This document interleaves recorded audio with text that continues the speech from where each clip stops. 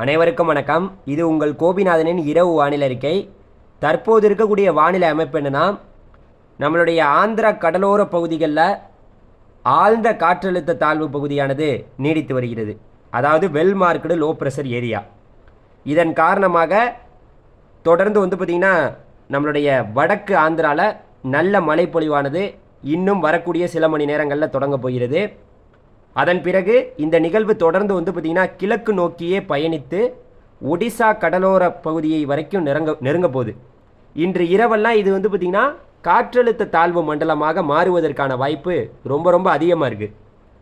இது காற்றழுத்த தாழ்வு மண்டலமாக மாறி ஒடிசா கடற்கரைக்கு மிக நெருக்கமாக சென்று பிறகு அங்கேருந்து யூட்டன் போட்டு தமிழ்நாட்டுக்கு மிக நெருக்கமாக டிசம்பர் 25, 26, 27 தேதிகளில் வருவது போல தற்போது இருக்கக்கூடிய வானிலை அமைப்புகள் காட்டுது. ஆனால் இது இன்று இரவோ இல்லை நாளைக்கு காலையிலேயோ இது காற்றழுத்த தாழ்வு மண்டலமாக மாறினாலும், அதாவது டிப்ரெஷனாக மாறினாலும், ஒடிசா வரைக்கும் போகிற வரைக்கும் தீவிரமாக இருக்குது. காற்றழுத்த தாழ்வு மண்டலம் வரைக்கும் அங்கே வரைக்கும் நீடிக்கும். அதன் பிறகு இது தமிழ்நாட்டை நோக்கி இந்த மாத இறுதியில் மறுபடியும் வரும்போது வலுவிழந்து வெறும் காற்று சுழற்சியாக வருவது போல தெரியுது. சரியா? இதன் காரணமாக, இந்த நிகழ்வு காரணமாக அந்த வடக்கு ஆந்திரா, அதாவது விசாகப்பட்டினம் முழுவதும் அந்த வடக்கு ஆந்திரா நல்ல மழைப்பொழிவை பெறப்போகுது. அது மட்டும் இல்லாமல் ஒடிசா கடலோர பகுதிகள் நாளை மிகப்பெரிய மழையை சந்திக்கும். ஏன்னா இது ரொம்ப நெருக்கமாக ஒடிசா கடலோர பகுதிகளுக்கு புவனேஸ்வர் மிக நெருக்கமாக, புவனேஸ்வருக்கு மிக நெருக்கமாக சென்று வெஸ்ட் பெங்கால் அதாவது பார்த்திங்கன்னா வெஸ்ட் பெங்கால், அதுக்கப்புறம் பங்களாதேஷ் வரைக்கும், அங்கே இருக்கக்கூடிய வெஸ்ட் பெங்கால் வரைக்குமே இந்த இதனுடைய தாக்கத்தினால மழை பெய்யும். குறிப்பாக பார்த்திங்கன்னா ஒடிசாவில் மிகப்பெரிய மழை இருக்குது.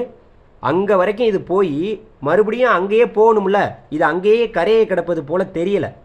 இது மறுபடியும் அங்கேருந்து வலுவிழந்து ஒரு காற்று சுழற்சியாக மறுபடியும் தமிழ்நாட்டை நோக்கி வருவது போல தான் வானிலை படங்கள் காட்டுது.